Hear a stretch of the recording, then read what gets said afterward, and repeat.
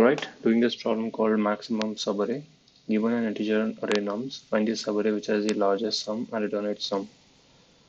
Okay, we observe that the array has negative numbers as well. Now obviously if the array does not have any negative numbers, and the largest subarray with the largest sum, the subarray with the largest sum would just be the entire array, right? But because it's negative, that sum decreases at some points. So how can we look at solving this? I think it's a typical problem called the maximum subarray sum using the cadence algorithm, right? So I think it's called cadence algo, but essentially the idea is, let's consider a subarray ending at index I, right? So if I have a array and if I am considering looking at this subarray ending at this index, so ending at this index. If you're ending at this index, that means you have to take this element, right? And whatever is the sum for the subarray ending at the previous index, which will contain this index. Let's say there was some subarray this which had resulted in the maximum result. Now let's call it s of I minus 1, right? So you can say something like so essentially s of I equals to s of I minus 1 plus a of I, where s is the largest subarray ending at I.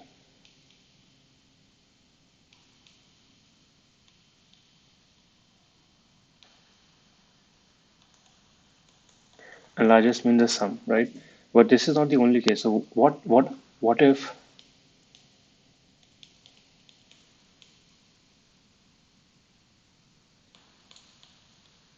a of I is less than 0 and s of I minus 1 is less than 0? And the other case is, what if a of I is greater than 0 and basically both cases, when your real sum is negative, then why would you want to, let's say if this is minus 1000, right, minus 100, and this guy, whatever it is, if you add this, it will only become negative. So there are two cases: either you take this or you take a of I, right? We just start afresh from here, depending on if this is positive, then you would want to add this into it. If this is negative, then you would just want to discard it and only consider this subarray starting from this index only.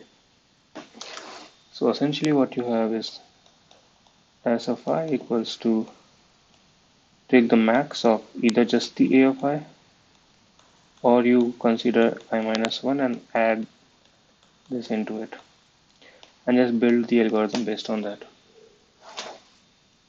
So let's come back to the code.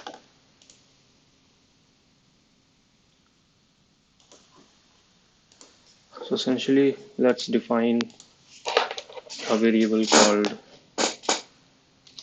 max ending here, right? And initialize it to, can nums be an empty array?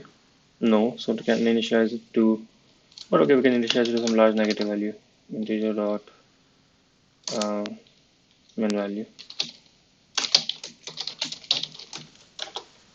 and int max equals to, again same maybe, and our goal is to return the final max. Now for each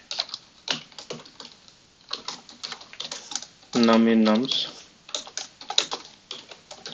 max ending here equals to max of, either you just take num or you take num plus the previous max ending value, right? And the max that you want to return is obviously keep track of global maximum as well.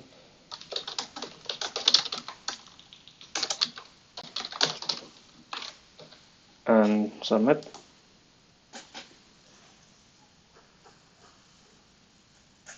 And we get a wrong answer.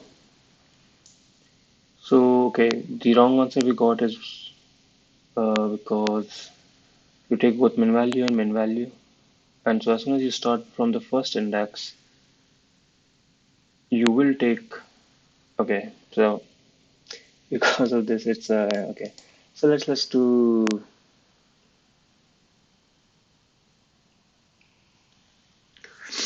I get the problem. Now,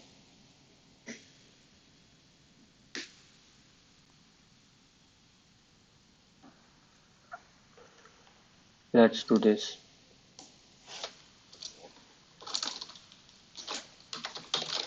Make it nums of 1, and let's define this as this, right? And let's start from the second index.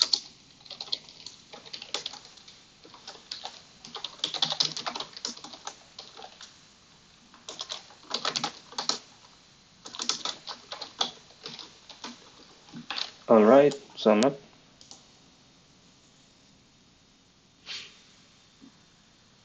Index out of bounds exception. Oh, sorry, nums of 0.